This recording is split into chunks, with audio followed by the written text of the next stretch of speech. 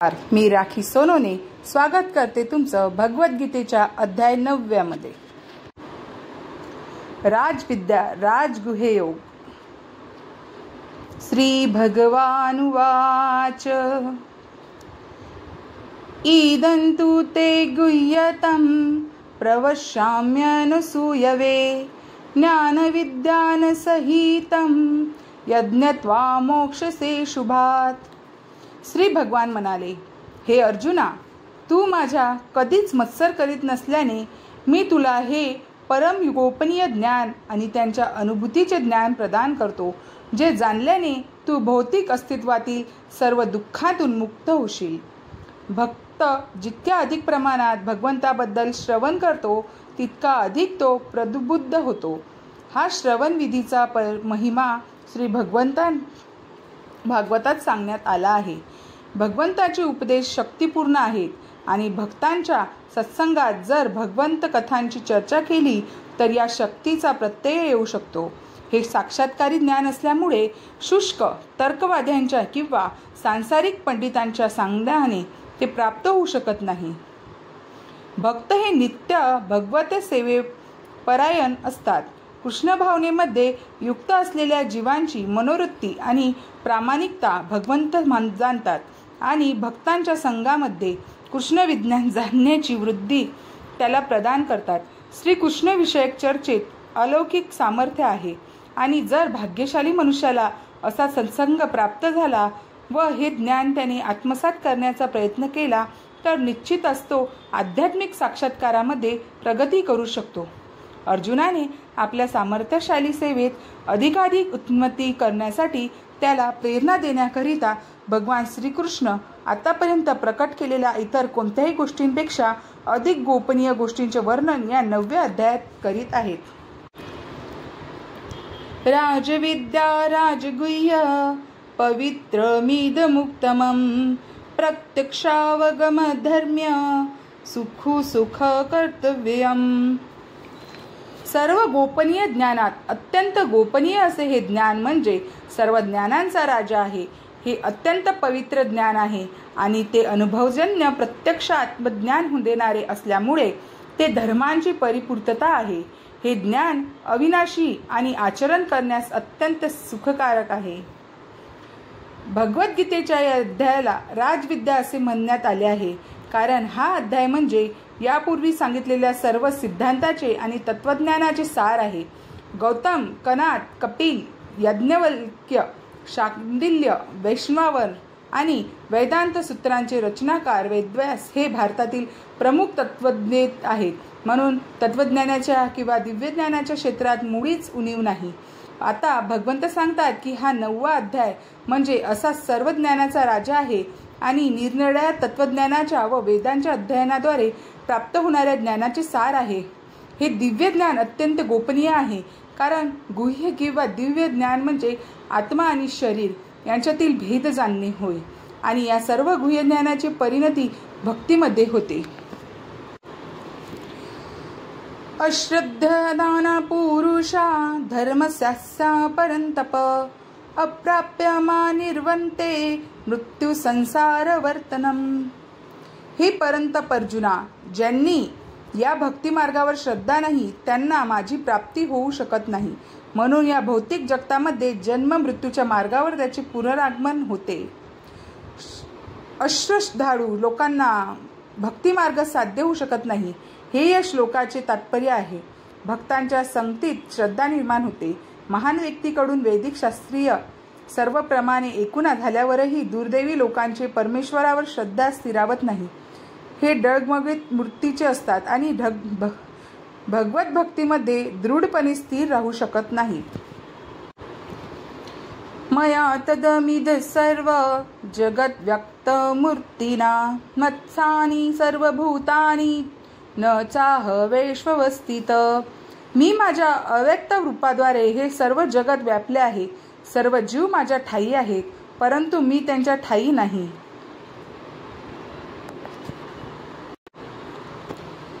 न च मत्स्थानी भूतानी पश्य मे योगमेश्वरम भूतभृत न च भूतस्थो अमात्मा भूत भावन. तरीही सर्व सृष्ट पदार्थ माझ्यामध्ये स्थित नाहीत. माझे हे योग ऐश्वर्य पहा. जरी सर्व जीवांचा पालन पोषण करता आणि सर्वव्यापी मी आहे, तरी सुद्धा मी या व्यक्त सृष्टीचा अंश नाही.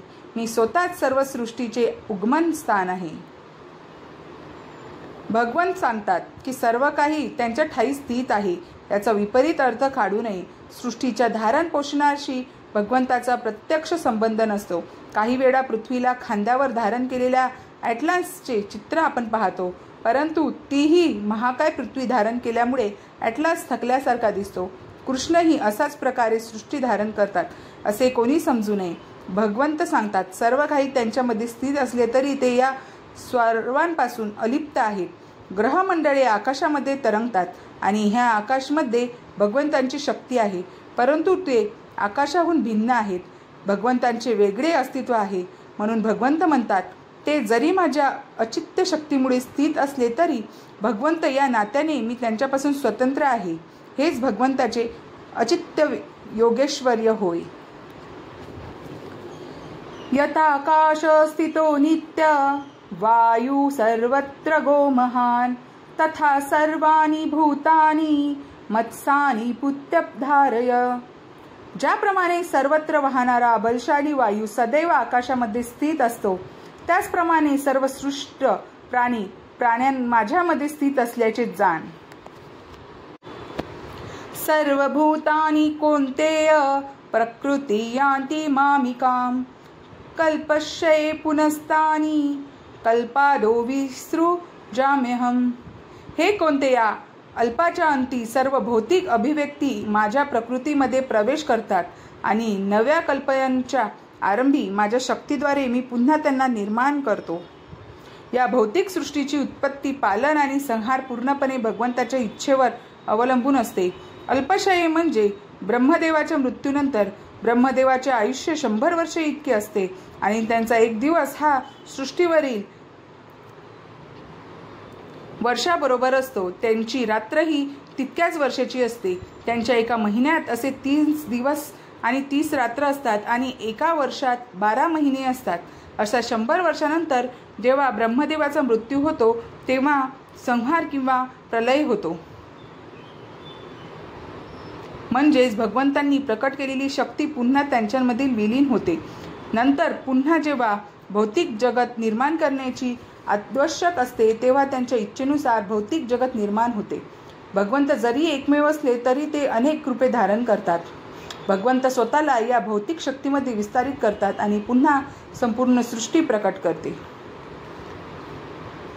प्रकृती स्वामवष्टभ्य विसृजामी पुनर्पुनः भूतगामी मपुत्संवंश प्रकृते वर्षता शातनम. संपूर्ण भौतिक सृष्टी माझ्या अधीन आहे. माझ्या इच्छेनेच ती पुन्हा पुन्हा व्यक्त होते आणि माझ्या इच्छेनेच शेवटी तिचा प्रलय होतो. न च मातानि कर्माणि निबध्वन्ति धनंजय उदासीन वदासीन मसक्त तेजु कर्मसु. हे धनंजया, ही सर्व कर्मे मला बद्ध करू शकत नाहीत. तटस्थाप्रमाणे मी या सर्व भौतिक कर्मापासून अनासक्त असतो. मया दक्षेण प्रकृती सुयते सचराचरम हेतु तानेन कौन्तेय जगद्विपरिवर्तते. हे कौन्तेया, माझ्या अनेक शक्तींपैकी एक असणारी ही भौतिक प्रकृती माझ्या अध्यक्षतेखाली कार्य करीत सर्व चराचर प्राण्यांची निर्मिती करते. तिच्या नियंत्रणाखालीच या सृष्टीची वारंवार उत्पत्ती आणि संहार होतो. या ठिकाणी स्पष्टपणे सांगण्यात आले आहे की भगवंत जरी भौतिक सृष्टीच्या सर्व कार्यापासून अलिप्त असले तरी ते प्रकृतीचे परम संचालक आहेत. या भौतिक सृष्टीचे अध्यक्ष आहे आणि आधार आहेत. सृष्टीचे अध्यात्मन व्यवस्थापन मात्र भौतिक प्रकृतीद्वारे केले जाते. भगवद्गीतेतच श्रीकृष्ण सांगतात की विविध योनीतील सर्व जीवांचा मी पिता आहे. पुत्रप्राप्तीकरिता पिता मातेच्या गर्भामध्ये बीजारोपण करतो आणि त्याचप्रमाणे भगवंतही केवळ दृष्टिक्षेपाने भौतिक प्रकृतीच्या गर्भामध्ये बीजारोपण करतात. हे जीव आपल्या पूर्व इच्छा आणि पूर्वकर्मानुसार योनी धारण करून बाहेर येतात. भगवंताच्या दृष्टिक्षेपाने जरी या जीवांची जन्म घेतला तरी आपल्या सुप्त इच्छा आणि पूर्वकर्मानुसार ते विविध शरीरे धारण करतात. म्हणून भगवंत प्रत्यक्षपणे भौतिक सृष्टीच्या संपर्कात नसतात. केवळ त्यांच्या सृष्टीक्षेपाची भौतिक प्रकृती सक्रिय होते आणि सर्व काही त्वरित निर्माण होते. भगवंत भौतिक प्रकृतीवर दृष्टिक्षेप टाकत असल्याने निसंशय हे त्यांचेच कार्य आहे. परंतु प्रत्यक्षपणे त्यांना या सृष्टीशी काहीच कर्तव्य नसते. स्मृतीमध्ये पुढील उदाहरण दिले जाते. जेव्हा पुन्हा पुढे सुगंधी फूल असते तेव्हा तो घ्राणेंद्रियांद्वारे सुगंध घेतो, पण तरीही वास घेण्याची प्रक्रिया आणि फूल हे एकमेकांपासून दूर आहेत. याच प्रकारचा संबंध भगवंत आणि भौतिक प्रकृती यांच्यामध्ये असतो. वास्तविकपणे त्यांना भौतिक जगताशी काहीच कर्तव्य नसते, पण आपल्या दृष्टिक्षेपाद्वारे ते सृष्टीची निर्मिती करतात आणि तिला कार्यरत करतात. सारांश: भगवंताच्या अध्यक्षतेविना भौतिक प्रकृती काहीच करू शकत नाही. तरीही भगवंत सर्व भौतिक कार्यापासून अलिप्त असतात. अवजानन्ति मामूढा मानुषी तनुमाश्रितं परभावम जानन्तो मम भूत महेश्वरम. जेव्हा मी मानवदृश रूपामध्ये अवतीर्ण होतो तेव्हा मूर्ख लोक माझा उपहास करतात. अस्तित्वातील सर्व वस्तूंचा परम अधीश्वर म्हणून माझे दिव्य स्वरूप ते जाणत नाहीत. मोघाशा मोघ कर्माणो मोघ ज्ञाना विचेतस राक्षसी मासुरी चेव प्रकृती मोहिती श्रीवा. याप्रमाणे जे मोहित झालेले असतात ते राक्षसी आणि नास्तिकवादी मतांकडे आकर्षित होतात. अशा मोहित अवस्थेमध्ये त्यांची मुक्तीची आशा, त्यांची सकाम कर्मे आणि त्यांचे ज्ञान हे सर्व निष्फळ होते. असेच पुष्कळ भक्त आहेत जे स्वतःला कृष्ण भावनेमध्ये आणि भक्तियोगामध्ये असल्याचे मानतात, पण अंतःकरणपूर्वक ते भगवान श्रीकृष्णाचे परम सत्य म्हणून स्वीकार करीत नाहीत. त्यांना भक्तियोगाचे फळ भगवत धाम कधीच प्राप्त होत नाही. त्याचप्रमाणे जे सकाम कर्मे करीत आहेत आणि त्या योगे सरते शेवटी सांसारिक बंधनातून मुक्त होण्याची ज्यांना आशा आहे ते सुद्धा कधीच यशस्वी होत नाहीत, कारण ते भगवान श्रीकृष्णाचा उपहास करतात. दुसऱ्या शब्दात सांगायचे तर ते जे लोक कृष्णाचा उपहास करतात ते राक्षसी किंवा आसुरी लोक असतात. भगवद्गीतेच्या 7व्या अध्यायात सांगितल्याप्रमाणे असे राक्षसी आणि दुष्कृती लोक श्रीकृष्णांना कधीच शरण जात नाहीत. म्हणून परमसत्य जाणण्याचा त्यांच्या प्रयत्नात ते गोंधळून जातात आणि साधारण जीवन आणि श्रीकृष्ण हे एकच आहेत या भ्रामक निष्कर्षाप्रत येतात. अशा भ्रामक समाज समजुतीमुळे त्यांना वाटते की कोणतेही मानव शरीर हे आता भौतिक प्रकृतीद्वारे केवळ आच्छादिलेले आहे आणि जेव्हा मनुष्य हा भौतिक देहातून मुक्त होतो तेव्हा त्यांच्यामध्ये आणि परमेश्वरामध्ये मुळीच भेद राहत नाही. श्रीकृष्णाची एकरूप होण्याचा त्याचा हा प्रयत्न मोहामुळे निष्फळ होईल. अशा प्रकारचे राक्षसी आणि अनिश्वरवादी आध्यात्मिक ज्ञान नेहमी व्यर्थच असते. अशा लोकांच्या वेदांत सूत्र आणि उपनिषद इत्यादींमधील ज्ञानाचे अध्ययन निरर्थकच असते. महात्मानस्तु मा पार्थ देवी प्रकृतिमाश्रिता भजन्त्यन्य मनसोत्वाना ज्ञानवा भूतादिमव्ययम्. हे पार्थ, मोहित न झालेले महान मेजन देवी प्रकृतीच्या आश्रयाखाली असतात. ते भक्तीमध्ये पूर्णपणे युक्त झालेले असतात, कारण ते मला सृष्टीचे आदिकारण आणि अविनाशी पुरुषोत्तम श्री भगवान म्हणून जाणतात. सतत कीर्तयन्तो मा यतन्तश्व दृढव्रता नामस्यन्त श्रमा भक्ता नित्ययुक्ता उपासते. हे महाजन्मेन, सतत माझे कीर्तन करीत दृढ निश्चयाने प्रयत्न करीत आणि मला वंदन करीत भक्तिभावाने नित्य माझी उपासना करतात. कोणत्याही साधारण मनुष्यावर शिक्कामोर्तब केल्याने तो महात्मा बनू शकत नाही. त्याच्या लक्षणाचे वर्णन या ठिकाणी करण्यात आले आहे. ज्ञानयज्ञेन चाप्यन्ये यजन्तो मामुपासते एकत्वेन पृथक्त्वेन बहुधा विश्वतो मुखम. इतर लोक जे ज्ञान रूप यज्ञ करतात ते भगवंताची एकमेवाद्वितीय रूपामध्ये, विविध रूपांमध्ये आणि विराट विश्वरूपात उपासना करतात. अह क्रतुरयज्ञ स्वधाम मोषधम मंत्रोहम हमेवाजम हम गृहरहुतम. परंतु मीच कर्मकांड आहे, मीच यज्ञ, पूर्वजांना अर्पण करण्यात येणारे तर्पण, वनौषधी आणि दिव्य मंत्र आहे. तूप, अग्नी आणि आहुतीची मीच आहे. ज्योतिष्ठोम नामक वैदिक यज्ञ म्हणजे श्रीकृष्णच आहेत आणि स्मृतीमध्ये सांगितलेले यज्ञ म्हणजे श्रीकृष्णच आहेत. पितृलोकांचा अर्पण केलेले तर्पण किंवा पितृलोकांच्या संतुष्टी प्रित्यर्थ केलेला यज्ञ म्हणजे श्रीकृष्णच आहेत. या यज्ञामध्ये जे मंत्रोच्चारण केले जाते ते मंत्रोच्चारण म्हणजे श्रीकृष्णच आहे. यज्ञामध्ये वाहुती देण्याकरिता दुधापासून तयार केलेले इतर पुष्कळ पदार्थ हे सुद्धा श्रीकृष्णच आहेत. अग्नी सुद्धा श्रीकृष्णच आहेत, कारण अग्नी हा पंचमहाभूतांपैकी एक आहे आणि ही पंचमहाभूते म्हणजे श्रीकृष्णाचीच विभिन्न शक्ती आहे. दुसऱ्या शब्दात सांगायचे आहे तर कर्मकांडामध्ये सांगण्यात आलेले सर्व यज्ञ म्हणजे श्रीकृष्णच आहेत. अर्थात जे कृष्ण भक्तीमध्ये युक्त आहेत त्यांनी सर्व वेदोक्त यज्ञ पूर्वीच केले असल्याचे जाणले पाहिजे. पितामहं स जगतो माता धाता पितामहयं वेद पवित्र मोकार रुच्छाक संयुरेव च. मी या जगताचा पिता, माता, आधार आणि पितामह आहे. मी ज्ञेय, बुद्धिक्षरता आणि ओंकार आहे. तसेच ऋग्वेद, सामवेद आणि यजुर्वेदही मीच आहे. गतिर्भर्ता प्रभु साक्षी निवासः शरं सुहं प्रभव प्रलय स्थान निधान ब्रिजमव्ययम्. मीच ध्येय, पोषण करता, प्रभू, साक्षी निवास, आश्रयस्थान आणि अत्यंत जीवलग मित्र आहे. उत्पत्ती आणि प्रलय सर्वांचा आधार, विश्रामस्थान आणि अविनाशी बीजही मीच आहे. तपाम्यहं वर्षभ निगृहनाम्य सुजामी च अमृत्येव मृत्युच्च सदसंचाहमर्जुन.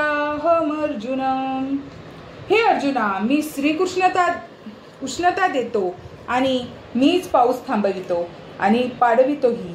मी अमृतत्व आहे आणि मूर्तिमंत मृत्यूही मीच आहे. सत आणि असत दोन्ही माझ्यामध्ये स्थित आहे. श्रीकृष्ण हे विजेता आणि सूर्याच्या माध्यमाने उष्णता आणि प्रकाश यांचे प्रसारण आपल्या शक्तींनी करतात. हे उन्हाळ्यात पाऊस पडू देत नाहीत आणि पावसाळ्यात सतत मुसळधार पावसाचा वर्षाव करतात. जी शक्ती आपले पोषण करून आपले आयुष्य वृद्धिगत करते ती शक्ती म्हणजे श्रीकृष्णच आहे. आणि अंतसमयी श्रीकृष्ण आपल्या मृत्यूच्या रूपात भेटतात. श्रीकृष्णाच्या या विविध शक्तीचे विश्लेषण केल्यास निश्चितपणे कळून येईल की श्रीकृष्णांसाठी जड आणि चेतन यामध्ये मुळीच भेद नाही. किंवा दुसऱ्या शब्दात सांगायचे तर सत आणि असत ही जड आणि चेतन म्हणजे श्रीकृष्णच आहेत. म्हणून भगवत कृष्ण भावनेच्या उन्नतावस्थेत मनुष्य अशा प्रकारचा भेद करीत नाही. तो सर्व गोष्टींमध्ये केवळ श्रीकृष्णांना पाहतो. श्रीकृष्ण हे सत आणि असत दोन्ही असल्यामुळे भौतिक अभिव्यक्तींची युक्त विराट विश्वरूप म्हणजे श्रीकृष्णच आहेत. आणि द्विभुज श्याम सुंदर रूपातील वेणुवादन करणाऱ्या त्यांच्या वृंदावन लीला या भगवान रूपातील लीला आहेत. त्रिविद्यामा सोपमा पूत पाप यज्ञे विरम सर्गनीती पार्थयन्ते ते पुण्यमासध्य सुरेंद्र लोकम अवंतिका दिव्यदिस्तिनी देवभोगान यशनम. वेदाध्ययन करणारे आणि सोमरासांचे पान करणारे स्वर्ग लोकांची प्राप्ती करीत अप्रत्यक्षपणे माझेच पूजन करतात. असे पापकर्मापासून शुद्ध झालेले लोक इंद्राच्या पुण्य लोकामध्ये जन्म घेतात आणि त्या ठिकाणी ते देवांप्रमाणे दिव्य भोग भोगतात. तेत भुक्त्वा स्वर्गलोक विशाल क्षीणे पुण्य कर्म लोक विशन्ति एव त्रिय धर्मनुपन्ना गतागत कामना लभन्ते. याप्रमाणे सर्व लोकातील अमर्याद विषय सुखाचा भोग घेऊन पुण्यकर्म क्षीण झाल्यावर ते पुन्हा या मृत्यूलोकात परत येतात. अशा रीतीने वेदोक्त धर्माचे पालन करून जे इंद्रिय भोग प्राप्त करतात त्यांना पुन्हा केवळ जन्म मृत्यूच्या चक्रात पडावे लागते. अनन्याधिष्ठयन्तो माये जना पर्युपासते तेषा नित्याभियुक्ताना योगक्षेम वहाह्यहम्. परंतु जे लोक अनन्य भक्तिभावाने माझ्या दिव्य स्वरूपाचे चिंतन करीत माझी उपासना करतात त्यांच्या गरजा मी पूर्ण करतो आणि त्यांच्याकडे जे आहे त्यांचे मी रक्षण करतो. एप्यन्य देवता भक्ता यजन्ते श्रद्धयान्विता तेपि मामेव कौन्तेय यजन्ता विधिपूर्वकम्. हे कौन्तेया, जे लोक इतर देवतांचे भक्त आहेत आणि जे त्यांचे श्रद्धेने पूजन करतात ते वस्तुतः माझेच पूजन करतात, परंतु त्यांची ती आराधना चुकीच्या मार्गाने केलेली असते. अहं सर्व यज्ञाना भोक्ता च प्रभुरेव च न तु मामभिजान्ति तत्त्वेनातश्वन्ति ते. सर्व यज्ञांचा मीच केवळ भोक्ता आणि स्वामी आहे, म्हणून जे माझे दिव्य स्वरूप तत्वता जाणत नाही त्यांचे पतन होते. यान्ति देवव्रता देवा पितृज्ञान्ति पितृव्रता भूतानि यान्ति भूतेंजा यान्ति मध्याजिनोपि माप. जे देवतांची पूजा करतात त्यांना त्या देवतांमध्ये जन्म प्राप्त होतो. जे पितरांची उपासना करतात ते पितरांकडे जातात. जे भूतांची उपासना करतात त्यांना भूतयोनीमध्ये जन्म प्राप्त होतो आणि जे माझी पूजा करतात ते माझे प्राप्ती करतात. पत्र पुष्प फल तोय यो मे भक्ता प्रयच्छति तदह भक्त प्रवृत्त मच्छामी प्रयत्नाननम. जर एखाद्याने प्रेमाने आणि भक्तीने मला एखादे पान, फूल आणि फळ अथवा पाणी अर्पण केले तर मी त्याचा स्वीकार करतो. यत् करोषि यतश्नासि यजुर्होषि ददासि यत् तपस्यसि कौन्तेय तत्कुरुष्ट पदमदर्पणम्. हे कौन्तेया, तू जे जे कर्म करतोस, जे जे खातोस, जे जे हवन करतोस किंवा दान करतोस आणि तू जे तप करतोस ते सर्व तू मला अर्पण कर.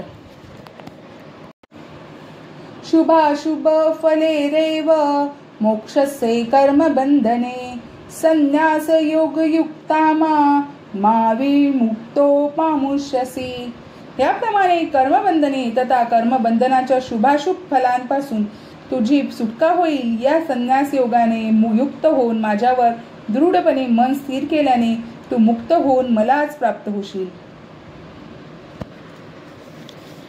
समोह सर्वभूतेषु न मे द्वेषोऽस्ति न प्रिय ए भजन्ति मा भक्ता मयि तेषु चाम्यहम. मी कोणाचा द्वेष करीत नाही, तसेच कोणाशी अपक्षपातही करीत नाही.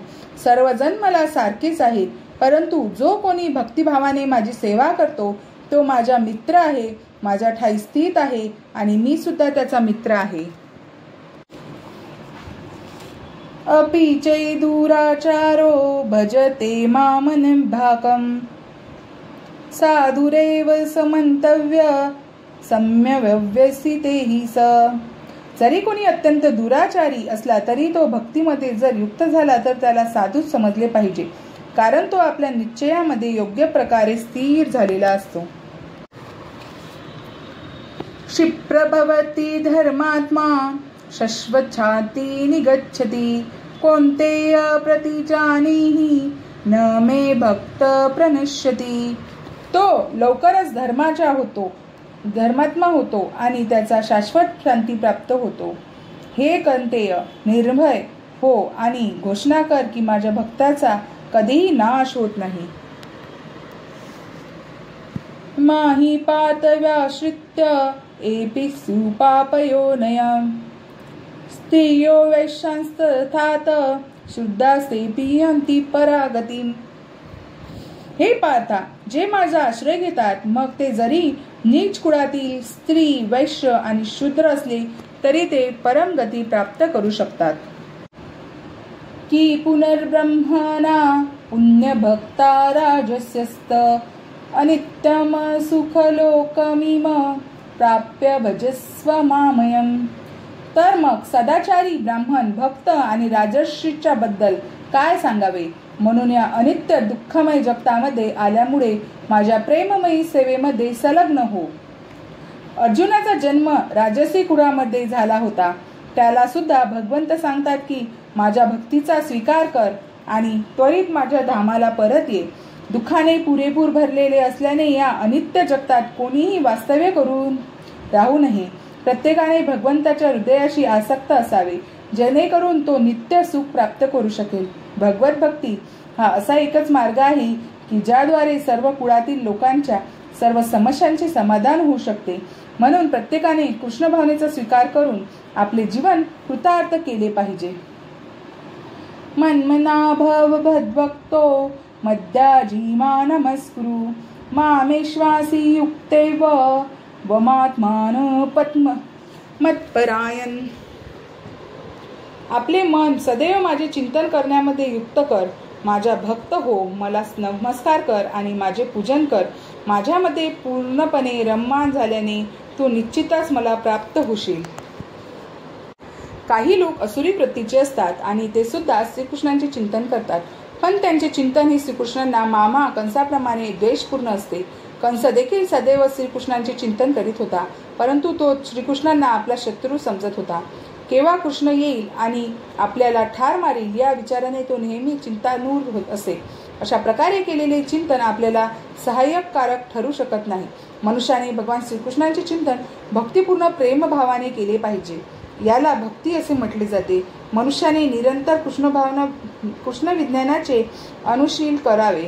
असे अनुशीलन अनुकूल केव्हा होते तर त्याकरिता प्रामाणिक आचार्याकडून हे कृष्ण विज्ञान शिकले पाहिजे. श्रीकृष्ण हे पुरुषोत्तम श्री भगवान आहेत आणि आम्ही अनेक वेळा स्पष्ट केले आहे की भगवंताचा देह हा प्रकृत नसून सच्चिदानंदमय आहे. अशा प्रकारे श्रीकृष्णाचे चिंतन केल्याने मनुष्य भक्त होऊ शकतो. अन्यथा अयोग्य व्यक्तीपासून श्रीकृष्णांना जाणणे व्यर्थच ठरते. म्हणून मनुष्याने शाश्वत आदिश पुरुष श्रीकृष्णांच्या स्वरूपामध्ये मनाला निमग्न होऊन ठेवून श्रीकृष्णाच्या आराधनेमध्ये स्वतःला संलग्न करावे. श्रीकृष्णाच्या पूजनासाठी भारतामध्ये हजारो मंदिरे आहेत आणि त्या ठिकाणी श्रीकृष्णाची भक्तिपूर्ण सेवा केली जाते. अशा भक्तिपूर्ण सेवा करताना मनुष्याने श्रीकृष्णांना वंदन केले पाहिजे. मूर्तीसमोर नतमस्तक होऊन आपले तन मन आपली कर्मे सर्व काही युक्त केले पाहिजे. यामुळे तो दृढपणे श्रीकृष्णामध्ये रममाण होऊ शकेल आणि त्याला कृष्ण लोकांची प्राप्ती होणे सुलभ होईल. तत्वहीन भाष्यकारांमुळे मनुष्याने भ्रमित होऊ नये. श्रीकृष्णाच्या श्रवण कीर्तनादी नवविद्या भक्तीमध्ये मनुष्याने निमग्न झाले पाहिजे. शुद्ध भक्ती ही मानव समाजाची परम उपलब्धी आहे. ज्ञानयोग आणि सकाम कर्म यापासून मुक्त अशा शुद्ध भगवत भक्तीचे निरूपण भगवद्गीतेच्या 7व्या आणि 8व्या अध्यायामध्ये करण्यात आले आहे. जे लोक पूर्णपणे शुद्ध झालेले नाहीत ते निर्विशेष ब्रह्मज्योती आणि अंतर्यामी परमात्मा रूपाकडे आकृष्ट होतात. परंतु शुद्ध भक्त हा प्रत्यक्ष भगवंताची सेवा करतो. श्रीकृष्णावर एक सुंदर काव्यरचना करण्यात आली आहे. या कवितेमध्ये म्हटले आहे की देवतांचे उपासक हे निर्बुद्ध असतात आणि त्यांना कृष्णप्राप्ती कधीही होत नाही. प्रारंभावस्थेमध्ये एखाद्या भक्तांचे कधी कधी मार्गावरून पतन होऊ शकते, परंतु तरीही त्याला इतर सर्व तत्वज्ञानी किंवा योग्यपेक्षा श्रेष्ठ समजले जात पाहिजे. जो सदैव कृष्ण भावनेमध्ये सुप्त असतो त्याला परिपूर्ण साधू मानले पाहिजे. त्याने प्रसंगावश केलेले भक्तिविहीन कर्मे नष्ट होतील आणि लवकरच तो निसंदेह परमसिद्धी प्राप्त करील. वास्तविक शुद्ध भक्तांचे पतन होण्याची कधी शक्यता नसते, कारण भगवंत स्वतः शुद्ध भक्तांची काळजी घेतात. म्हणून बुद्धिमान मनुष्याने प्रत्यक्ष कृष्ण भावनेचा स्वीकार करावा आणि या भौतिक जगतामध्ये सुखाने जीवन व्यतीत करावे. अखेरीस त्याला कृष्णरूपी सर्वात महान वस्तू प्राप्त होईल. या प्रकारे भगवद्गीतेच्या राजविद्या राजयोग या 9व्या अध्यायावरील भक्ती वेदांश भाष्य संपन्न.